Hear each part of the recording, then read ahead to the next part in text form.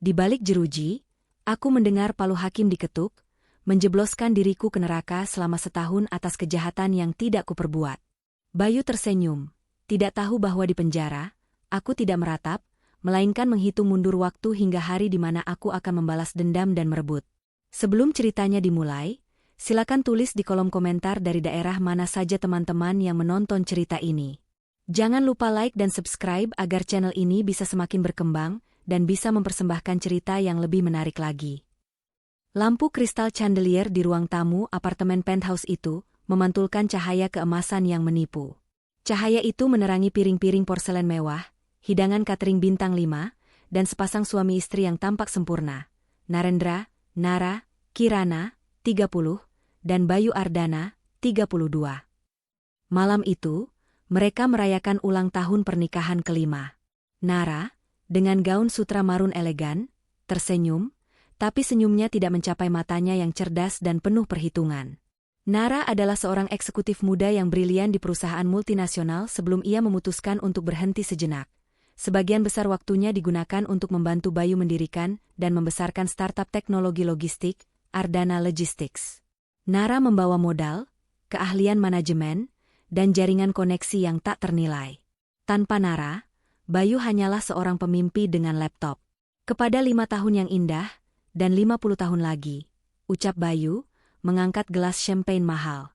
Ia tampan, karismatik, dan tahu cara bermain peran di depan umum. Nara membalas, kepada Ardana Logistics, yang seharusnya sudah jauh lebih besar jika kamu mau mendengarkan saran akuntansi dariku. Senyum Bayu sedikit menegang. Tentu, sayang, selalu ada waktu untuk angka-angka. Malam ini, mari kita nikmati saja. Namun, retakan itu sudah ada. Selama setahun terakhir, Nara mulai menyadari perubahan kecil pada Bayu. Panggilan telepon yang terputus mendadak, keengganan untuk berbagi rincian bisnis terbaru, dan yang paling mengganggu, aroma. Bukan aroma kolonnya yang biasa.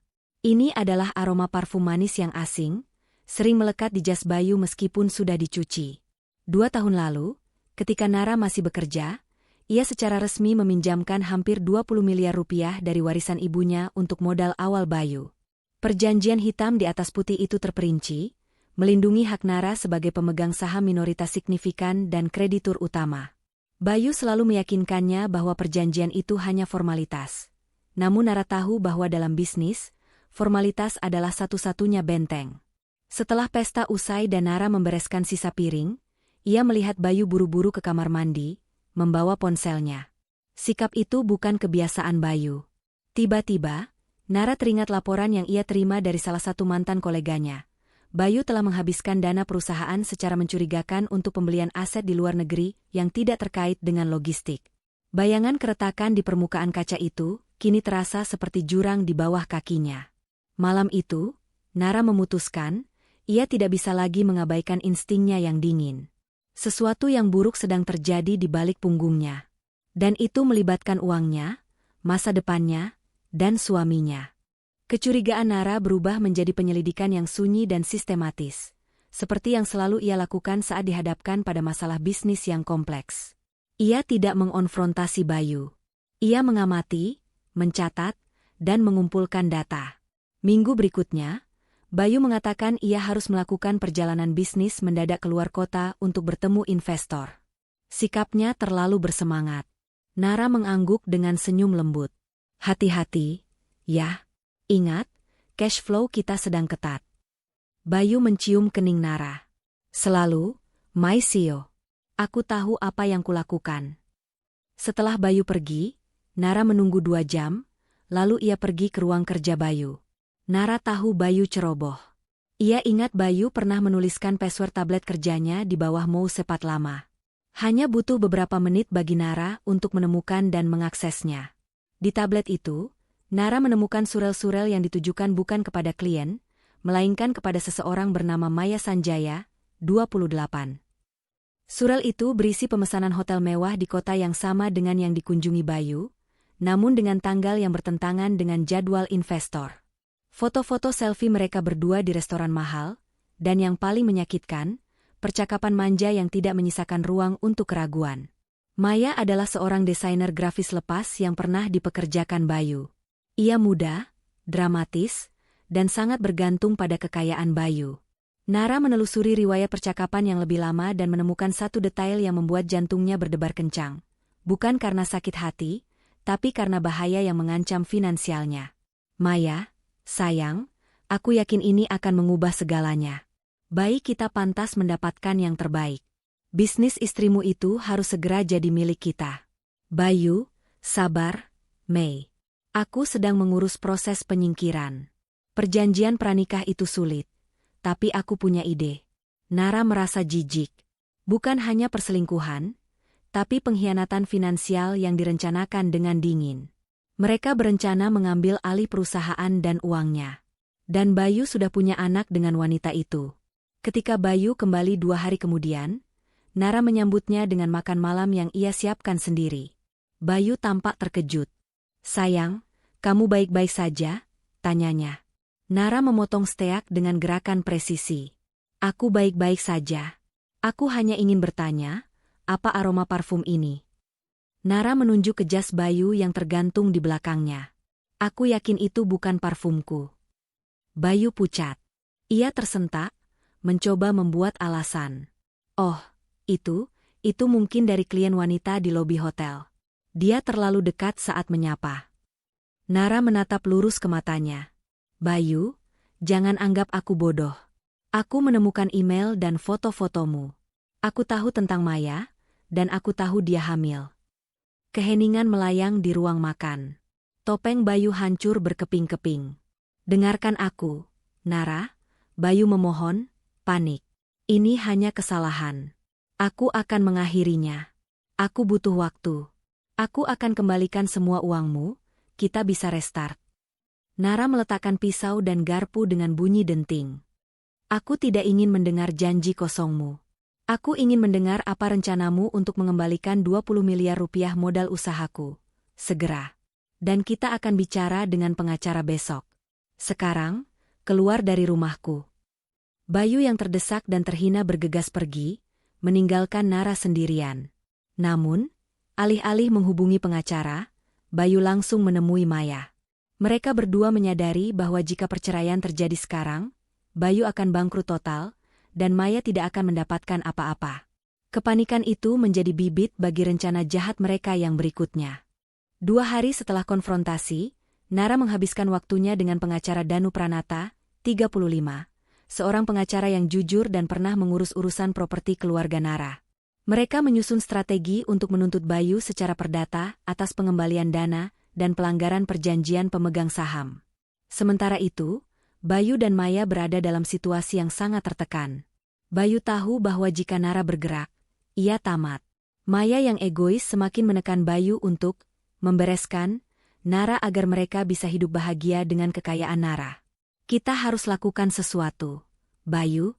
Dia akan membuat kita jadi pengemis. Teriak Maya di telepon, suaranya dipenuhi histeria. Bayu, yang merasa terjepit di antara kegilaan Maya dan ancaman finansial dari Nara, mulai putus asa. Siang itu, Bayu menyelinap masuk ke penthouse. Ia masih memiliki kunci cadangan untuk mengambil beberapa dokumen penting. Ia tahu Nara sedang berada di kantor Danu. Namun, ia terkejut menemukan Maya ada di sana, di ruang tamu. Kenapa kamu di sini?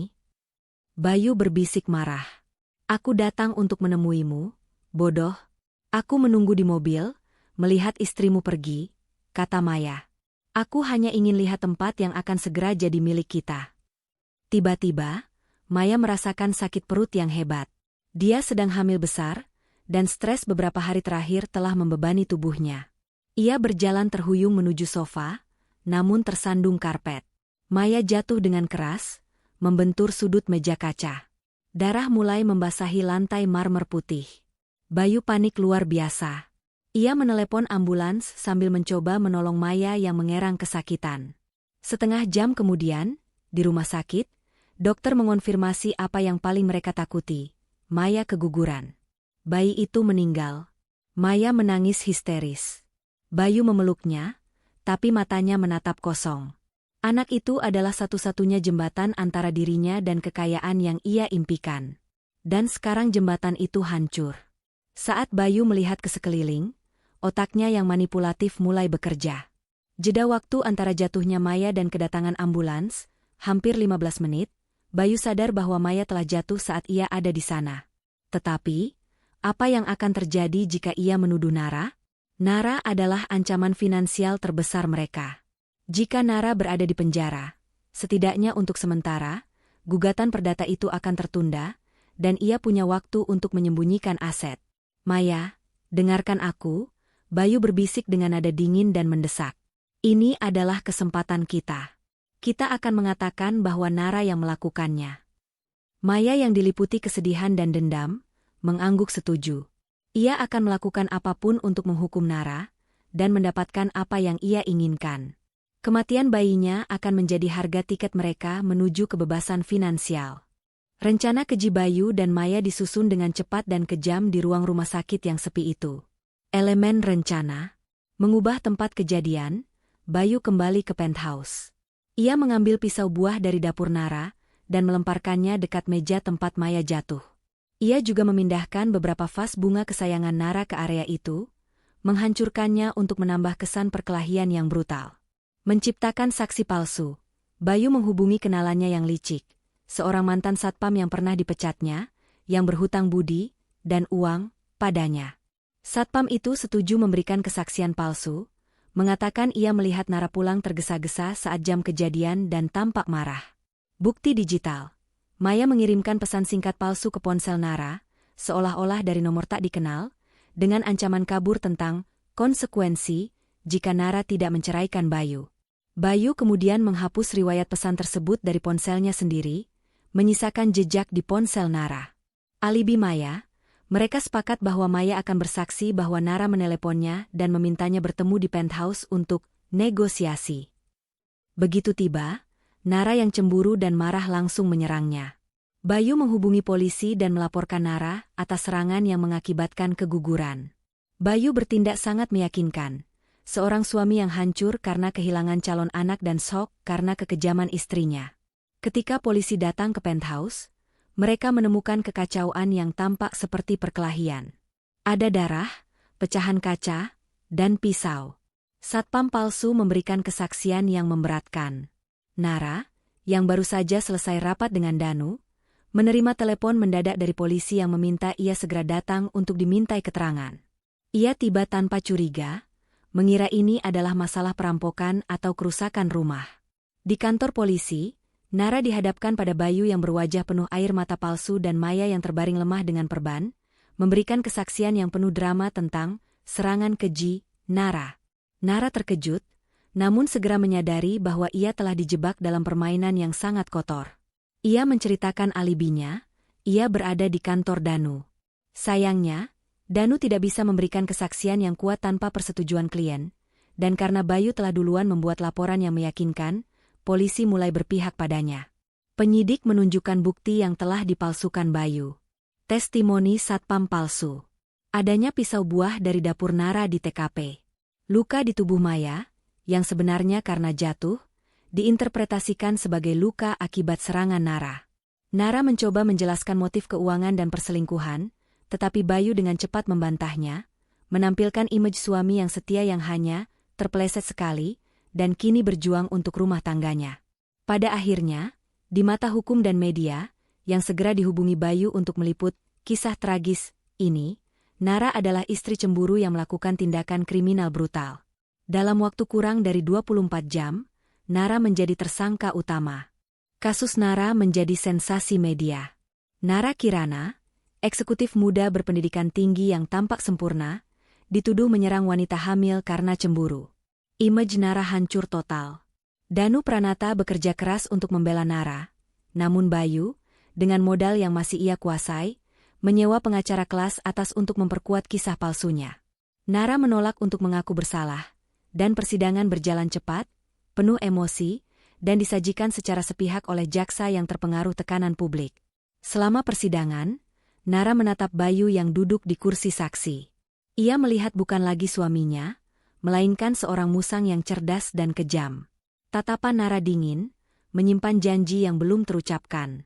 Danu mencoba mengajukan bukti tentang motif keuangan Bayu, namun hakim menganggap itu tidak relevan dengan kasus penyerangan fisik.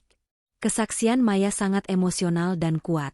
Ia menangis terseduh-seduh, menceritakan detail serangan yang tidak pernah terjadi. Akhirnya, palu diketuk.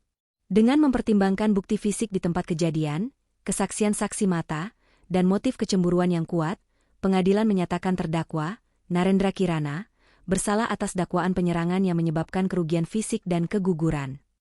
Vonis yang dijatuhkan adalah 1 tahun penjara. Nara tidak menunjukkan reaksi. Ia memejamkan mata sejenak, menerima kenyataan pahit itu. Ia menoleh ke arah Bayu yang pura-pura menghela napas lega dan sedih. Di samping Bayu, Maya menyeringai penuh kemenangan. Sebelum ia dibawa oleh petugas, Nara hanya sempat berbisik kepada Danu, jangan pernah berhenti menggali. Terutama keuangannya. Aku akan baik-baik saja. Nara dibawa ke lembaga pemasyarakatan wanita. Perjalanan itu terasa sunyi dan dingin. Ketika pintu besi besar berderi terbuka, Nara melangkah masuk, meninggalkan kehidupan lamanya, kemewahannya, dan nama baiknya di luar. Bayu dan Maya mengadakan konferensi pers singkat setelah vonis, di mana Bayu berperan sebagai korban yang sedih, namun menerima keadilan. Kami hanya ingin fokus pada pemulihan, dan berharap Nara bisa belajar dari kesalahannya, ucap Bayu di depan kamera, menyembunyikan rencana sebenarnya untuk segera mengambil alih semua aset yang tersisa dari Nara. Malam itu, di dalam selnya yang sempit, Nara duduk sendirian. Ia tidak menangis. Air mata terasa terlalu murah untuk pengkhianatan sebesar ini. Rasa sakitnya telah membeku, berubah menjadi kristal tekad. 1 tahun. Itu bukan akhir. Itu adalah batas waktu yang diberikan kepada Bayu dan Maya untuk menikmati hidup mereka, sebelum hari pembebasan datang, dan semua yang mereka bangun di atas kebohongan akan runtuh.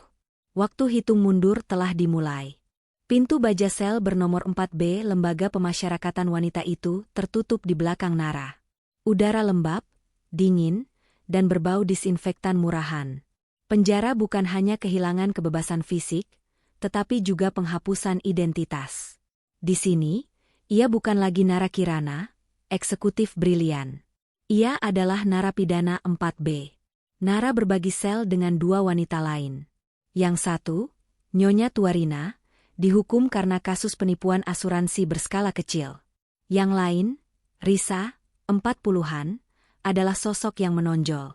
Risa memiliki mata tajam, aura otoritas yang tenang, dan selalu membaca buku-buku tebal tentang hukum tata negara dan ekonomi. Pada hari-hari pertama, Nara hanya diam, mengamati. Ia tidak menangis, tidak mengeluh. Rasa syok telah digantikan oleh kemarahan yang terkendali, dan kemarahan itu mulai diubah menjadi energi analitis. Risa adalah orang pertama yang memecah keheningan. Kau Nara, yang dibicarakan media itu, yang suaminya menjebakmu karena selingkuhannya keguguran. Nara mendongak, terkejut Risa tahu detailnya. Aku dijebak, balas Nara, singkat. Risa terkekeh pelan. Di sini, semua orang dijebak. Tapi caramu menerima nasibmu, itu tidak biasa. Kau tidak hancur. Nara mencondongkan tubuh sedikit. Hancur tidak akan membantuku mendapatkan keadilan, atau uangku kembali. Ketegasan itu menarik perhatian Risa. Risa bercerita bahwa ia adalah mantan pengacara handal yang terperangkap dalam kasus korupsi politik. Ia memiliki pengetahuan hukum yang luas dan koneksi yang rumit. 1 tahun. Hukuman yang ringan untuk kejahatan serius. Itu berarti suamimu ingin menyingkirkanmu sementara waktu, bukan menghancurkanmu sepenuhnya. Analisis Risa, tepat sasaran. Dia tidak ingin kau mati. Dia hanya ingin kau diam saat dia mencuri semua yang kau miliki. Nara membenarkan. Uangku, bisnis yang kudirikan bersamanya, dan namaku. Risa tersenyum simpul. Baiklah, Nara, penjara ini adalah universitas. Di luar kau punya kekayaan, di sini, aku punya pengetahuan. Kau butuh waktu untuk merencanakan langkahmu. Aku akan menjadi mentormu. Sejak hari itu, sel 4B menjadi ruang strategi. Risa mengajari Nara seluk-beluk hukum perdata yang kompleks, celah dalam hukum korporasi, dan cara memanfaatkan sistem hukum untuk tujuan balas dendam. Nara, dengan kecerdasan alaminya, menyerap semua informasi itu seperti spons. Dia menyadari, Bayu mungkin ahli dalam manipulasi emosional, tetapi ia ceroboh dalam urusan hukum yang detail. Itu adalah kelemahan fatal Bayu yang harus ia eksploitasi. Risa menekankan satu hal, musuhmu akan menganggapmu lemah karena kau di sini. Tapi di balik tembok ini, kau harus menjadi orang yang paling kuat. Kekuatanmu bukan pada fisik, tapi pada ketenanganmu. 1 bulan berlalu. Nara telah menyesuaikan diri dengan jadwal penjara yang monoton, tetapi ia tidak pernah membiarkan dirinya menjadi narapidana biasa. Ia mempertahankan pikirannya tetap tajam, menyusun poin-poin hukum yang harus dikejar Danu. Kemudian, datanglah panggilan kunjungan pertama. Nara tahu siapa yang akan datang. Bayu dan Maya. Mereka datang bukan karena peduli, tetapi karena image. Bayu harus terlihat di depan publik, dan mungkin petugas penjara, sebagai suami yang bertanggung jawab dan memaafkan meskipun telah dikhianati dan disakiti. Ini adalah bagian dari narasi palsunya. Petugas memberitahu Nara bahwa suaminya, Bayu Ardana, datang berkunjung, ditemani Nona Maya Sanjaya. Nara berdiri di ambang pintu sel. Ia sudah membayangkan adegan itu, Bayu akan menunjukkan wajah sedih, Maya akan menyeringai kecil di belakang Bayu. Mereka akan mencoba mengorek informasi atau sekadar melihat betapa hancurnya Nara. Nara menoleh ke petugas. Saya menolak kunjungan itu. Petugas itu terkejut. Anda yakin, Bu Nara? Suami Anda sudah menunggu di ruang kunjungan. Saya yakin 100%, kata Nara, suaranya datar. Sampaikan padanya, saya tidak ada urusan lagi dengan sampah. Petugas itu kembali ke ruang kunjungan. Bayu dan Maya duduk di sana. Bayu dengan jas yang rapi, Maya dengan gaun desainer baru. Bagaimana? Apa dia baik-baik saja? Tanya Bayu, pura-pura khawatir. Petugas itu canggung. Maaf, Bapak. Nyonya Nara menolak untuk bertemu. Ia berpesan, ia tidak ada urusan lagi dengan Anda. Bayu terperangah. Ekspresi sedihnya seketika berubah menjadi jengkel yang cepat disembunyikan. Mungkin dia masih syok dan sedih. Bayu berdalih kepada Maya, sedikit keras agar didengar petugas. Baiklah. Kami akan datang lagi bulan depan. Tolong sampaikan kami selalu peduli. Di belakang tembok, Nara bisa merasakan frustrasi Bayu. Penolakan itu adalah pukulan kecil pertama. Itu bukan hanya penolakan pertemuan, tapi penolakan narasi yang telah diciptakan Bayu. Ini adalah penegasan, Nara tidak hancur, dan ia tidak akan bermain sesuai aturan mereka. Dengan bantuan Risa, Nara mulai menyusun strategi Operation Phoenix, nama kode untuk rencana balas dendamnya. Fokus utama, menyerang kelemahan Bayu yang paling sensitif, keuangan dan legalitas Ardana Logistics. Risa menjelaskan bahwa gugatan perdata dan laporan polisi Nara akan tertunda selama ia di penjara. Bayu tahu ini, karenanya, ia akan menggunakan waktu 1 tahun ini untuk memindahkan aset, menghilangkan jejak uang, dan mengubah struktur kepemilikan perusahaan agar terlihat legal sepenuhnya milik dia dan Maya.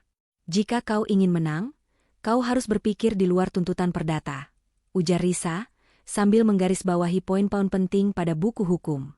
Kau harus membiarkan mereka membangun istana dari pasir, dan kau akan menunggu hingga istana itu selesai, lalu kau hancurkan semua dasarnya sekaligus.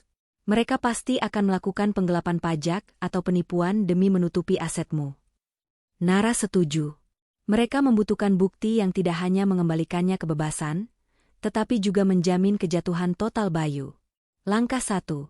Mengumpulkan bukti penggelapan. Dari luar, Nara ingat Bayu pernah menerima kiriman flash drive berisi data keuangan saat Bayu mabuk di rumah. Flash drive itu berisi backup data keuangan perusahaan yang Bayu simpan secara diam-diam, sebagai jaminan jika Maya mengkhianatinya.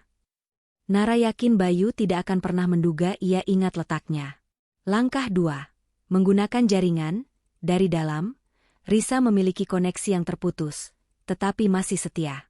Melalui sistem kunjungan narapidana yang sudah pensiun, Risa menyebutnya, kurir tua, mereka bisa mengirim pesan yang sangat rahasia ke pengacara Danu. Langkah 3. Menentukan waktu eksekusi harus dilakukan pada hari pembebasan Nara, atau segera setelahnya. Serangan yang terjadi secara simultan, hukum perdata, laporan kriminal, dan bukti yang menghancurkan image, akan melumpuhkan Bayu dan Maya. Sore itu, Nara menulis surat pertamanya untuk Danu. Itu bukan surat biasa. Itu adalah serangkaian kode samar, tersembunyi di dalam surat permintaan maaf palsu kepada Bayu, yang diserahkan melalui petugas penjara. Nara yakin Bayu akan membaca surat itu, tetapi hanya Danu yang bisa memecahkan kode tersebut. Kode itu berisi lokasi flash drive itu. Di dalam kotak surat kayu jati yang dibuat ayahku, di antara tumpukan surat lama, di balik foto pernikahan dengan senyum yang tidak pernah tulus. Nara tersenyum saat menyerahkan surat itu. Permainan telah berubah. Sekarang, ia adalah pemain catur, dan Bayu hanyalah pion yang bergerak tanpa sadar menuju skakmat. Bulan kedua, ketiga, hingga keenam, Bayu dan Maya tetap datang. Mereka datang seperti ritual. Bayu semakin sering membawa fotografer paparazzi untuk mengambil gambar Bayu yang tampak termenung di depan pintu penjara, seolah-olah menunggu Nara. Setiap kali nama mereka dipanggil, Nara akan menolak dengan nada yang semakin dingin. Bulan ketiga, petugas, Nyonya Nara, suami Anda dan Nona Maya datang. Nara, sampaikan, selimutku lebih hangat daripada kebohongan mereka. Bulan kelima, petugas, Nyonya Nara, kunjungan keluarga. Nara, saya tidak punya keluarga di luar. Sampaikan, saya sedang sibuk menyusun laporan keuangan yang hilang. Pesan tersirat untuk Bayu. Bulan ketujuh, petugas, Nyonya Nara. Nara, tolak. Dan sampaikan kepada Bayu, hit reset. Aku butuh semua datanya bersih. Kata-kata kode yang mengisyaratkan ia sedang mencari data yang ia kirimkan ke Danu. Penolakan-penolakan itu mulai menimbulkan efek pada Bayu dan Maya. Bayu mulai frustrasi. Bukan hanya karena image-nya yang semakin sulit dipertahankan, media mulai bertanya mengapa Nara menolak, tetapi juga karena ia mulai curiga Nara tidak benar-benar hancur. Bayu dan Maya berharap Nara akan memohon ampun atau setidaknya menunjukkan kelemahan. Dia gila, desis Maya suatu kali kepada Bayu setelah penolakan keenam. Dia mencoba membuat kita merasa bersalah. Bayu, jangan biarkan dia masuk ke kepalamu. Namun, Bayu mulai gelisah. Ia telah menjual beberapa saham Ardana Logistics dengan harga yang mencurigakan murah kepada perusahaan cangkang di luar negeri. Sebenarnya perusahaan itu milik Maya, sebagai cara untuk mencuci uang. Ia perlu memastikan Nara tidak punya akses ke informasi itu. Bayu mulai sering memeriksa penthouse lamanya, mencari apakah Nara meninggalkan jejak. Namun, ia tidak pernah memikirkan kotak surat lama yang tak terpakai. Nara tahu bahwa setiap penolakan adalah tusukan kecil pada mental musuhnya. Itu menunjukkan bahwa penjara tidak menghancurkannya, melainkan memberinya waktu untuk merencanakan. Penolakan adalah senjatamu, kata Risa. Itu membuat mereka berpikir kau sedang merencanakan sesuatu yang jauh lebih besar daripada sekadar keluar. Pada bulan ketujuh penahanannya, Nara mendapatkan berita baik. Danu, yang bekerja tanpa lelah di luar, berhasil memecahkan kode dalam surat Nara. Danu pergi ke penthouse lama, berpura-pura mengambil barang-barang Nara. Setelah berhasil menghindari Bayu yang semakin paranoid, Danu menemukan kotak surat kayu jati di gudang kecil. Di dalamnya, ia menemukan flash drive yang dimaksud. Danu menghubungi Nara melalui kunjungan resmi sebagai pengacara. Kunjungan ini diawasi, tetapi mereka berkomunikasi melalui jargon hukum yang rumit. Klien kami, Nyonya Kirana, apakah Anda telah mengumpulkan semua bukti transaksi yang kita diskusikan? Tanya Danu. Ya, pengacara Danu. Dokumen, itu lengkap, dan saya yakin itu akan menguatkan kasus kita. Pastikan Anda menguji keaslian laporan pajak yang dilampirkan, jawab Nara, menggunakan bahasa samar. Nara tahu bahwa flash drive itu berisi salinan bayangan dari pembukuan Ardana Logistics. Salinan itu akan menunjukkan ketidaksesuaian antara dana yang dilaporkan dan yang sebenarnya, termasuk transfer ilegal uang tunai Nara ke perusahaan cangkang Bayu. Setelah menganalisis data itu, Danu terkejut dengan betapa cerobohnya Bayu. Bayu yakin Nara tidak akan pernah bisa mengakses data ini. Bukti itu tidak hanya cukup untuk kasus perdata pengembalian dana, tetapi juga untuk menjebloskan Bayu ke penjara atas penggelapan, penipuan, dan pelanggaran pajak. Danu mulai bekerja sama dengan otoritas perpajakan secara rahasia, membagikan data anonim yang akan memicu audit internal pada Ardana Logistics. Ia juga mulai menyusun gugatan balik perdata yang monumental atas nama Nara. Nara, di penjara, terus menyempurnakan rencananya dengan Risa. Mereka memperkirakan Bayu akan mencapai puncak keuangan dan kejahatannya di bulan ke-11 masa tahanan Nara, tepat sebelum pembebasan. Itu adalah waktu yang sempurna untuk menyerang. Kita akan menyerang dari 3 sisi: hukum perdata untuk aset, hukum kriminal untuk penipuan, dan hukum publik untuk reputasinya, simpul Nara kepada Risa. Maya akan menjadi saksi yang tidak sengaja menghancurkan Bayu saat dia mencoba menyelamatkan dirinya sendiri. Siklus penolakan berlanjut. Kunjungan bulanan Bayu dan Maya yang terakhir sebelum hari pembebasan. Bayu mencoba terlihat meyakinkan, namun matanya penuh dengan ketakutan tersembunyi. Nara, ini sudah hampir setahun. Kita bisa memulai yang baru. Bayu mencoba bernegosiasi melalui petugas, meskipun ia tahu Nara tidak akan mendengarnya. Nara hanya tersenyum tipis ke arah petugas. Sebuah senyum yang Bayu tidak pernah lihat. Sampaikan padanya, aku tidak sabar untuk memulai yang baru. Dan, yang baru, itu akan sangat mahal baginya. Dengan penolakan terakhir itu, Nara kembali ke selnya, menghitung hari. Hanya 30 hari tersisa. 30 hari lagi, dan Operation Phoenix akan dieksekusi, memastikan kejatuhan Bayu dan Maya dari tahta kebohongan mereka. Masa hukuman Nara telah memasuki bulan ke-9. Di luar, Bayu dan Maya sibuk membuang uang dan menikmati hidup dengan menganggap masalah mereka, Nara, sudah terselesaikan dan terkurung. Di dalam, Nara dan Risa meningkatkan strategi mereka dari perencanaan menjadi implementasi. Risa, melalui koneksinya yang masih loyal di dunia politik dan hukum, telah membantu Nara membangun jaringan informan yang efektif, meskipun tersembunyi. Jaringan ini terdiri dari mantan rekan kerja Risa yang merasa berhutang budi, dan beberapa mantan karyawan Ardana Logistics yang merasa dipecat secara tidak adil oleh Bayu. Fokus jaringan ini adalah mengumpulkan data operasional real-time tentang Ardana Logistics. Nara ingin mengetahui persis berapa banyak utang yang ditanggung perusahaan, kontrak-kontrak yang dirahasiakan, dan rincian proyek besar yang sedang dikerjakan Bayu.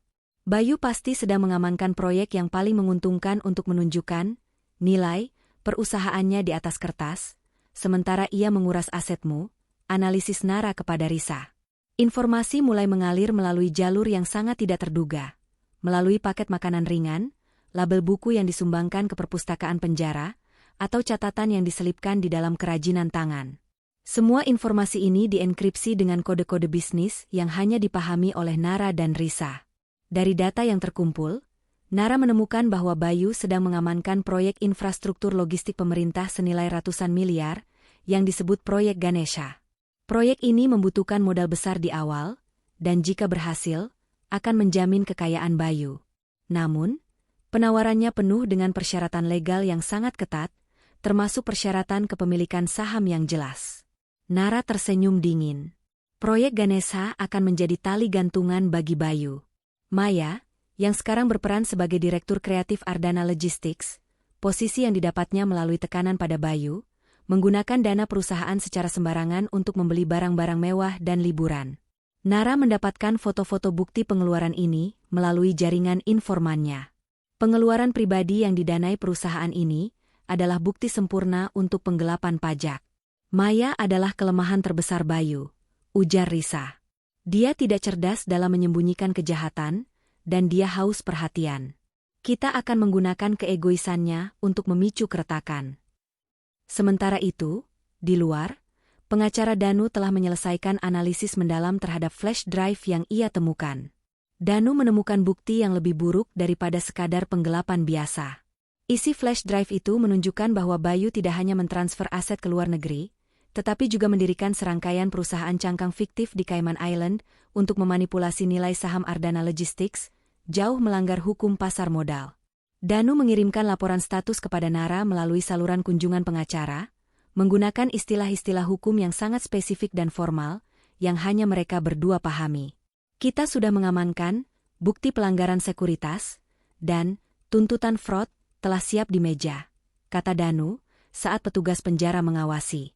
Kita sedang menunggu persetujuan dari otoritas, pengawasan pasar modal, untuk trigger penuntutan serentak. Nara mengangguk serius. Pastikan semua berkas transfer atas nama saya yang dicuri juga sudah terdaftar. Kita harus mengajukan tuntutan balik sebelum mereka sempat mengubah akta kepemilikan yang baru. Sudah diurus, Nyonya Nara, balas Danu. Begitu waktu Anda bebas, tuntutan perdata atas pemalsuan tanda tangan dan transfer aset ilegal akan langsung diajukan. Kita akan membekukan semua aset Bayu dan Maya segera setelah Anda keluar. Kabar ini memberikan Nara kekuatan yang luar biasa. Ia bukan lagi hanya korban yang menunggu pembebasan. Ia adalah arsitek yang sedang menunggu tombol eksekusi.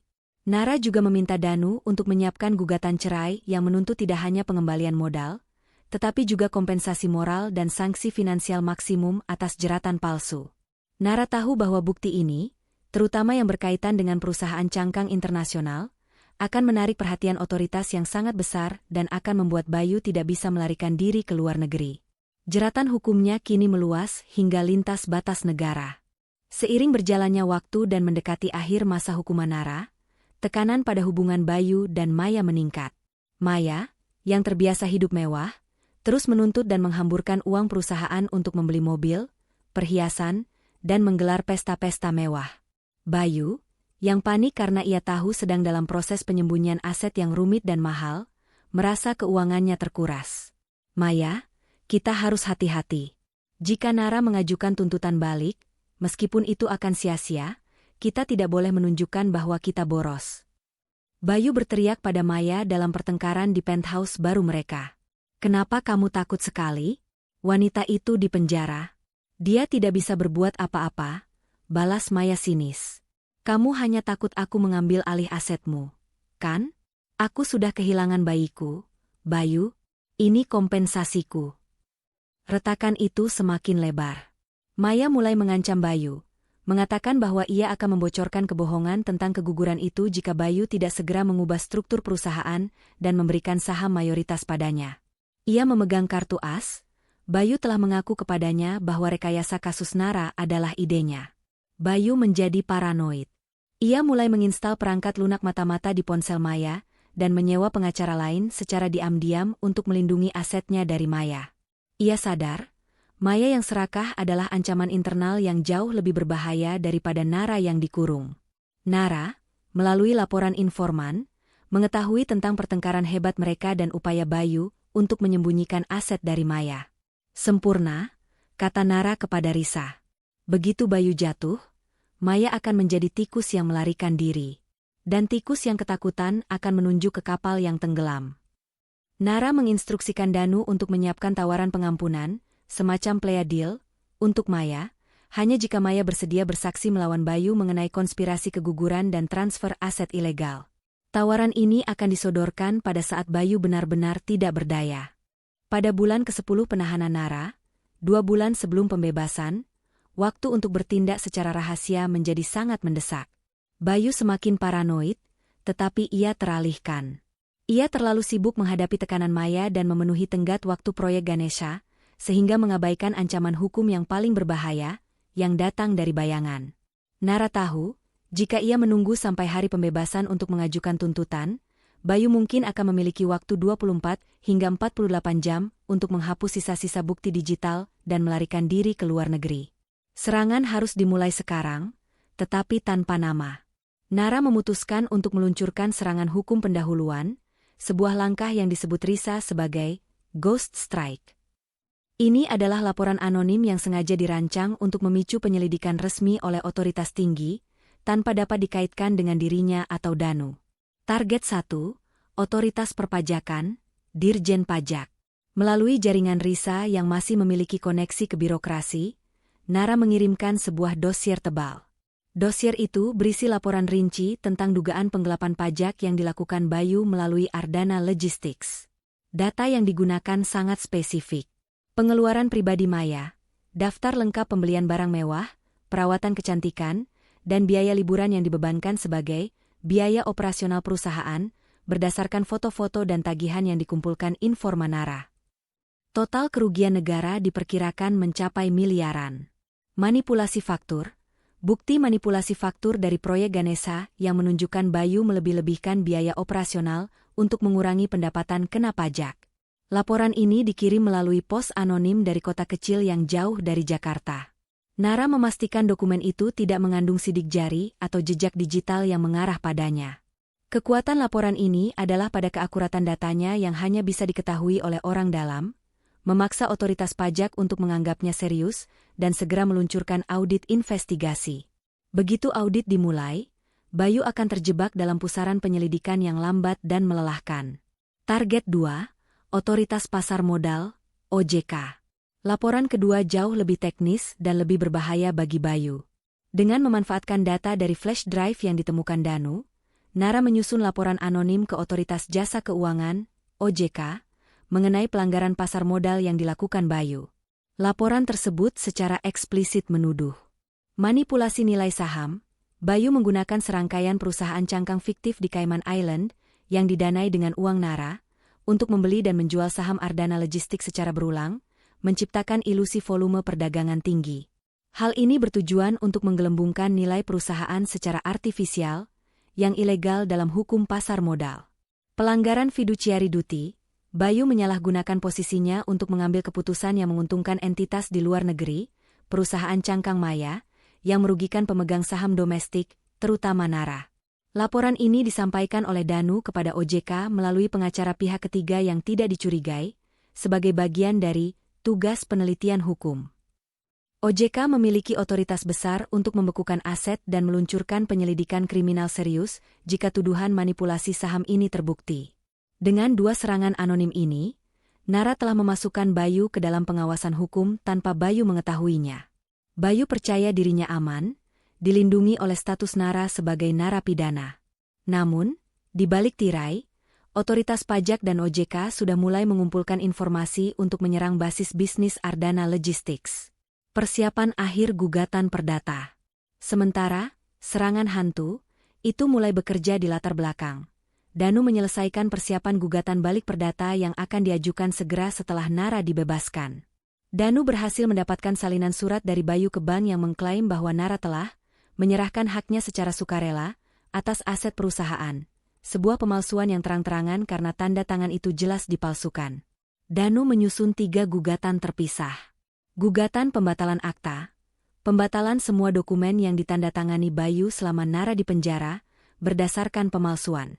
Tuntutan pengembalian modal, tuntutan pengembalian 20 miliar modal awal Nara ditambah bunga dan denda.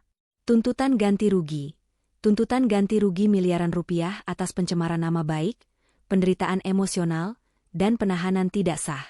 Semua dokumen itu pristampet dan siap diajukan.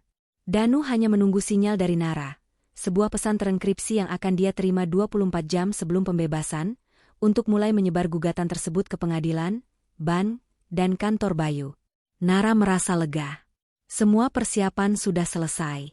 Ia telah menggunakan penjara sebagai benteng untuk merencanakan dan kini, di tengah kekacauan yang akan datang, ia akan keluar dari balik tembok dan melihat musuhnya jatuh ke dalam jebakan hukum yang ia susun sendiri. Hitungan mundur terakhir telah dimulai. Nara berdiri di selnya, menatap kalender buatan tangan yang ia buat. Lingkaran merah jatuh pada tanggal besok. 30 hari lagi. Ini adalah hari yang sama di mana Bayu dijadwalkan untuk menandatangani kontrak final proyek Ganesha, sebuah proyek besar yang melibatkan dana triliunan. Bayu membutuhkan kepercayaan penuh dari pemerintah dan modal besar yang belum ia dapatkan sepenuhnya. Bayu akan berada di puncak kebanggaan dan kerentanannya. Bayu dan Maya datang untuk kunjungan bulanan yang terakhir. Bayu datang sendirian kali ini. Ia tampak letih dan tegang. Ia membutuhkan Nara untuk menyetujui gugatan cerai yang disiapkannya, yang intinya meminta Nara tidak menuntut apa-apa dan mengembalikan sisa asetnya kepada Bayu. Petugas memanggil nama Nara. Nyonya Nara, kunjungan dari Tuan Bayu Ardana. Nara tersenyum, senyum yang mencapai matanya, namun bukan karena bahagia, melainkan karena kepastian. Tolak. Sampaikan kepadanya, aku sedang mengemas koper. Dan koper itu sangat berat. Penuh dengan kejutan. Petugas menyampaikan pesan itu. Bayu terdiam lama. Ia merasa ada yang aneh. Bukan karena penolakan itu, tapi karena nada percaya diri dalam pesan Nara. Ia mencoba meyakinkan dirinya sendiri bahwa Nara hanya mencoba bermain psikologis. Di selnya, Nara bertemu Risa untuk kali terakhir sebagai mentor. "Kau siap, Nara?" tanya Risa. 1 tahun ini lebih berharga daripada 10 tahun di luar. Bayu memberi kami waktu yang kami butuhkan untuk menanam bom di setiap sudut hidupnya, jawab Nara. Aku keluar besok. Begitu kakiku menginjak tanah bebas, Danu akan mulai menekan tombol. Nara menghabiskan malam itu merencanakan detail terakhir. Urutan gugatan yang harus diajukan Danu, siapa yang harus Danu hubungi pertama di media, dan di mana ia harus bertemu Maya untuk menyodorkan tawaran kesaksian. 30 hari. Tepat pada tanggal pembebasannya, Bayu Ardana akan kehilangan segalanya. Bahkan sebelum ia menyadari bahwa permainannya baru saja dimulai. Matahari pagi di lembaga pemasyarakatan wanita terasa dingin dan tajam. Setelah 365 hari, Narendra, Nara, Kirana berdiri di depan pintu baja terakhir yang memisahkan dirinya dari dunia luar. Pakaiannya, kemeja putih bersih dan celana panjang hitam, yang telah disiapkan Danu, terasa aneh setelah berbulan-bulan mengenakan seragam penjara. Pikirannya kosong dari emosi, hanya diisi oleh daftar tugas dan jadwal yang harus dieksekusi hari ini. Ia bukan lagi istri yang dikhianati, ia adalah komandan yang siap melancarkan serangan. Pintu itu berderi terbuka. Di luar, seperti yang sudah diperkirakan, Bayu Ardana dan Maya Sanjaya menunggu. Mereka berpakaian rapi, dikelilingi oleh 2 atau 3 paparazzi sewaan Bayu. Bayu memegang buket bunga mawar putih yang terasa palsu, wajahnya menampilkan ekspresi lega campur sedih yang dipaksakan. Maya berdiri sedikit di belakang, tersenyum sinis di balik topeng simpati yang buruk. Bayu melangkah maju, tangannya terentang. Nara, syukurlah kau bebas. Kita bisa melupakan semua ini, sayang. Aku sudah menyiapkan segalanya untuk kita restart. Nara menghentikan langkahnya. Ia menatap Bayu, tidak melihatnya sebagai mantan suami, melainkan sebagai target. Matanya yang tajam dan tak berkedip membuat senyum Bayu goyah. Nara? Bayu mencoba lagi, nadanya sedikit terintimidasi oleh ketenangan Nara. Nara menoleh sekilas ke arah Maya, yang langsung menarik wajahnya kembali. Tatapan Nara kepada mereka berdua hanya berlangsung selama 3 detik, tetapi dalam tatapan itu, terdapat sejarah 1 tahun perencanaan dan janji kehancuran.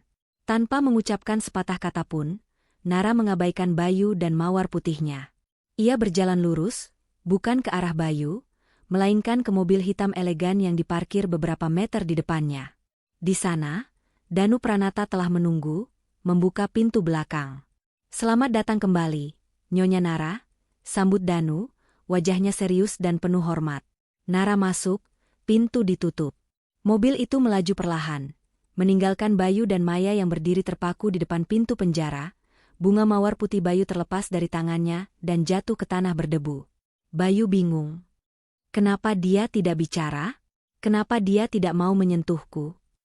Maya, yang lebih fokus pada kekayaan, menyentuh lengan Bayu. Sudahlah, Bayu, dia pasti masih trauma. Mari kita rayakan kebebasannya. Lalu besok kita urus perceraiannya dan tanda tangannya. Dia sudah lunak sekarang. Mereka tidak tahu bahwa mobil yang membawa Nara menjauh itu adalah kantor eksekusi mereka. Di dalam mobil, Nara segera mengambil alih kendali. Ia tidak ingin istirahat. Setiap menit hari ini sangat krusial. Danu, berikan saya laporannya. Perintah Nara, suaranya tenang. Danu menyerahkan folder yang berisi 3 berkas tebal. Gugatan perdata, laporan kriminal ke polisi, dan laporan anonim ke otoritas pajak pasar modal. Nyonya Nara, hari ini adalah hari Bayu menandatangani proyek Ganesha. Saat ini, dia berada di kantor notaris untuk finalisasi. Waktu kita sangat sempit, lapor Danu. Nara melihat jam tangannya. Sempurna. Kita akan menyerang Bayu di 2 tempat, kantor notaris dan Ardana Logistics. Danu, segera hubungi tim Anda. Dalam 30 menit, saya ingin gugatan perdata atas fraudulent transfer dan pemalsuan dokumen sudah terdaftar di pengadilan dan notarisnya harus sudah menerima pemberitahuan pembekuan aset. Serangan pertama, pembekuan finansial. Gugatan perdata yang diajukan Danu atas nama Nara menuntut pengembalian modal awal sebesar 20 miliar rupiah, ditambah ganti rugi moral dan finansial, total mencapai lebih dari 50 miliar rupiah. Begitu gugatan terdaftar, perintah pembekuan sementara segera dikeluarkan untuk semua rekening Bank Bayu dan aset Ardana Logistics, mengingat adanya bukti transfer ilegal yang kuat dari flash drive Nara.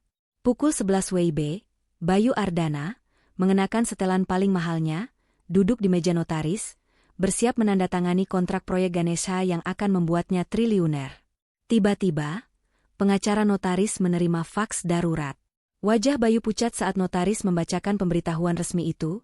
Tuan Ardana, maaf, semua aset pribadi dan aset Ardana Logistics berada di bawah perintah pembekuan sementara dari pengadilan atas gugatan fraudulent transfer yang diajukan oleh Nyonya Narendra Kirana. Proyek ini tidak dapat dilanjutkan. Semua rekening Anda dibekukan. Bayu melompat berdiri, merasa seperti disambar petir. Tidak. Dia baru saja keluar penjara. Itu tidak mungkin. Dia tidak punya akses ke pengacara atau uang. Proyek Ganesha, impian ambisius Bayu, hancur berkeping-keping dalam hitungan detik. Saat Bayu panik dan mencoba menghubungi banknya, yang semua teleponnya ditolak, serangan kedua Nara diluncurkan. Danu, yang telah mengumpulkan tim legalnya, bergerak ke kantor Ardana Logistics. Pada saat yang sama, tim otoritas pajak, berdasarkan laporan anonim Nara, datang dengan surat perintah audit mendadak. Pukul 12.30 WIB, Maya Sanjaya, yang sedang menikmati makan siang di kantor mewah Bayu, melihat tim berjas hitam otoritas pajak memasuki gedung. Petugas pajak segera menyita semua komputer, server, dan hard copy pembukuan Ardana Logistics. Mereka memiliki data yang sangat spesifik, berkat Nara, tentang pengeluaran pribadi Maya yang dibebankan ke perusahaan. Maya yang terkejut menghubungi Bayu, yang masih berada di kantor notaris. Bayu, ada petugas pajak di sini. Mereka menyita semuanya. Aku tidak tahu apa yang harus kulakukan. Bayu, yang baru saja menerima konfirmasi bahwa gugatan Nara telah membekukan semua uangnya, meledak dalam kemarahan yang tidak terarah. Sialan, pasti Nara yang melakukannya. Maya, cari pengacara. Sekarang, uangnya ada di mana? Uang di perusahaan cangkangmu, Mei. Pukul 14 WIB, Danu Pranata, tiba di kantor Ardana Logistics yang kacau, tidak berhadapan dengan petugas pajak. Ia mencari Maya. Ia menemukan Maya sedang panik, mencoba membawa tas tangannya yang penuh perhiasan. Nona Maya Sanjaya, sapa Danu dingin. Saya pengacara Danu Pranata, mewakili Nyonya Narendra Kirana. Maya mendesis. Pergi. Perempuan gila itu tidak akan mendapatkan apa-apa. Danu meletakkan dua dokumen di meja. Yang satu adalah surat tuntutan perdata yang menjerat Maya sebagai rekanan dalam transfer ilegal. Yang kedua adalah sebuah perjanjian, tawaran pengampunan. Nyonya Nara mengerti bahwa Anda adalah korban manipulasi Bayu. Jika Anda bersedia memberikan kesaksian rinci di bawah sumpah tentang bagaimana Anda dan Bayu merekayasa insiden keguguran dan kasus penyerangan Nyonya Nara, serta rincian tentang perusahaan cangkang di Cayman Island, kami bisa memohon pengampunan kepada Jaksa Agung untuk tuntutan pidana terhadap Anda. Maya terpaku. Ia melihat bagaimana Bayu telah meninggalkannya sendirian menghadapi serangan pajak. Ia melihat Bayu mencoba melindungi uangnya dari dirinya. Maya menyadari bahwa Bayu telah menjadikan dirinya target berikutnya. Dalam keputusasaan yang dipicu oleh keserakahan, Maya memutuskan. Bayu yang merencanakan semuanya. Dia yang menyuruhku bersaksi palsu. Dia yang memalsukan lokasi kejadian. Aku punya rekaman suara pengakuannya, Maya berbisik, air mata palsu telah digantikan oleh ketakutan nyata. Nara berhasil. Ia menggunakan kelemahan mereka, serakah Bayu dan egoisnya Maya, untuk memicu keruntuhan dari dalam. Pukul 16 WIB, kejadian di Ardana Logistics menarik perhatian media. Nara telah mengirimkan siaran pers singkat kepada pers melalui Danu yang hanya berbunyi. Hari ini, Nyonya Narendra Kirana menuntut keadilan. Kebenaran di balik kasus penyerangan yang menjebloskannya ke penjara akan terungkap.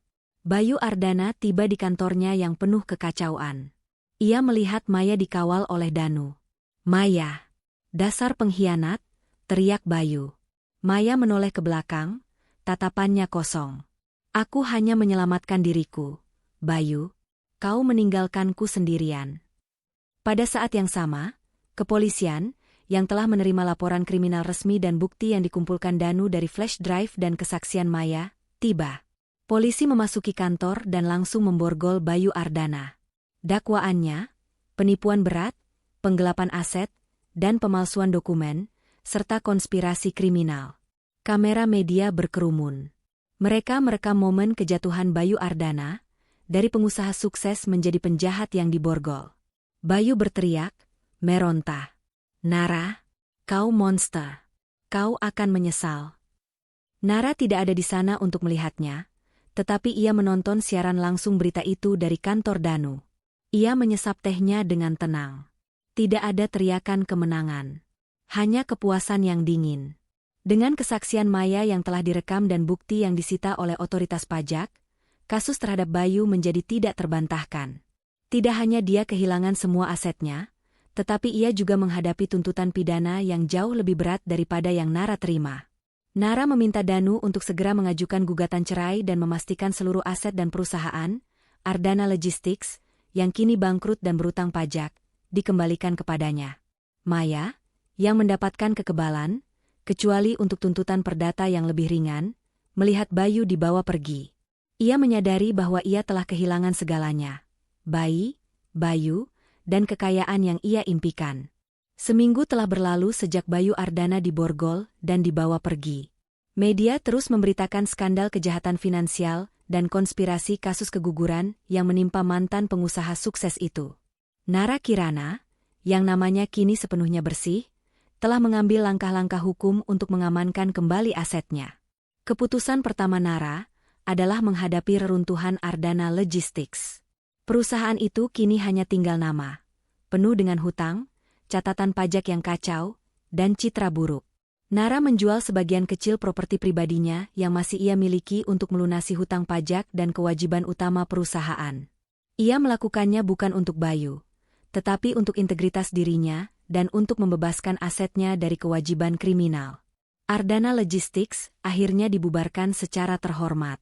Konfrontasi terakhir, di balik jeruji baru. Meskipun secara hukum ia telah menang, Nara merasa perlu untuk menutup babak ini secara pribadi. Ia mengatur pertemuan melalui Danu untuk mengunjungi Bayu dan Maya di fasilitas penahanan terpisah, sebelum persidangan pidana mereka dimulai. Pertama, ia mendatangi Bayu. Mantan suaminya itu duduk di balik kaca tebal, wajahnya tampak kusam, mata cekung, dan penuh kebencian yang mendalam. Kau datang untuk mengejekku, Nara, teriak Bayu melalui interkom, suaranya serak. Kau adalah monster. Kau menghancurkan hidupku. Aku hanya ingin mengambil sedikit aset yang kau dapatkan dari warisan, dan kau balas dengan menghancurkan segalanya. Nara mengambil napas dalam-dalam. Aku tidak menghancurkan hidupmu, Bayu. Aku membiarkanmu menghancurkannya sendiri. Aku memberimu waktu 1 tahun untuk membangun istana dari pasir dan kebohongan. Dan tepat pada hari aku melangkah keluar, aku meniupnya hingga rata dengan tanah. Nara menatapnya dengan intensitas yang tidak pernah ia tunjukkan saat mereka menikah. Kau ingat setiap bulan kau datang, berpura-pura sedih demi image MU? Dan aku selalu menolak. Bayu menggeretakkan gigi. Sikapmu yang sok suci itu.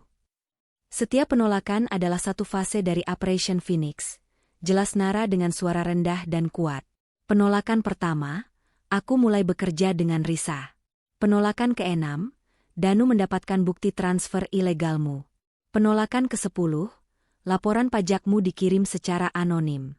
Penolakan terakhirmu, aku tahu kau sedang di puncak proyek Ganesha, momen paling rentanmu. Nara meletakkan dokumen persetujuan final perceraian di kaca. Kau tidak kehilanganku karena aku selingkuh, Bayu. Kau kehilangan segalanya karena kau pikir aku bodoh. Dan karena kau terlalu serakah untuk melihat apa yang ada di depanmu. Tanda tangani ini. Bayu, yang kini telah kehilangan semua daya tawarnya, menandatangani dokumen itu dengan tangan gemetar. Nara mengambil berkas itu, menyelesaikan perceraiannya dengan keheningan yang dingin. Selanjutnya, Nara mengunjungi Maya. Maya tampak jauh lebih hancur daripada Bayu, sering menangis dan menuduh Bayu atas semua yang terjadi. Nara, aku minta maaf. Isak Maya. Bayu yang memaksa.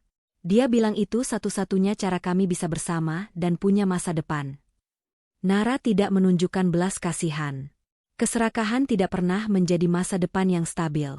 Maya, bayimu meninggal karena kau dan Bayu memilih stres, kebohongan, dan pengkhianatan di tengah kehamilan. Kau membunuh anakmu sendiri demi uang, lalu kau menyalahkan orang lain. Dan sekarang, kau akan menghadapi konsekuensinya. Nara menjelaskan bahwa meskipun Maya mendapatkan kekebalan dari tuntutan pidana tertentu karena kesaksiannya, ia tetap harus menghadapi tuntutan perdata berat dan tuntutan atas pencemaran nama baik. Kau kehilangan segalanya, Maya, dan itu adalah harga yang adil. Titik balik dan awal yang baru. Nara kembali ke penthouse lamanya. Ia duduk di sana, di tempat yang dulu terasa dingin, dan untuk pertama kalinya sejak vonis, ia membiarkan dirinya merasakan kebebasan sejati. Ia telah mendapatkan kembali penthouse-nya, asetnya, dan yang terpenting, kehormatannya. Beberapa bulan kemudian, Risa dibebaskan dari penjara setelah bandingnya berhasil berkat saran dan bantuan legal dari Nara dan Danu. Nara menawarkan Risa posisi sebagai mitra. Nara dan Risa mendirikan sebuah firma konsultasi baru, Phoenix Consulting. Perusahaan itu berspesialisasi dalam audit keuangan forensik dan strategi pertahanan bagi individu yang menjadi korban fraud atau pengkhianatan finansial dari pasangan atau mitra bisnis. Mereka menggunakan keahlian Nara sebagai eksekutif cerdas dan pengetahuan Risa tentang celah hukum. Nara tidak lagi mencari cinta. Fokusnya kini adalah pemberdayaan. Kisah Nara Kirana, wanita yang mengubah penjara menjadi ruang perang strategi dan mengubah pengkhianatan menjadi kekayaan, menjadi legenda di kalangan pengacara dan investor. Pada peresmian kantor baru Phoenix Consulting, Danu datang memberikan ucapan selamat. Nara, kata Danu, kau telah mendapatkan kembali segalanya. Nara tersenyum, senyum yang tulus, bukan lagi topeng dingin. Tidak, Danu, aku tidak mendapatkan kembali segalanya. Aku mendapatkan sesuatu yang jauh lebih berharga. Aku mendapatkan diriku kembali, tanpa filter, tanpa ketergantungan. Dan aku mendapatkan kekuatan untuk memastikan tidak ada wanita lain yang harus melalui apa yang kulalui. Ia menatap kota dari jendela kantornya yang baru. Langit cerah, dan masa depan terasa terbuka, tanpa Bayu atau bayangan penjara. Nara Kirana akhirnya bebas, sepenuhnya dan tanpa syarat.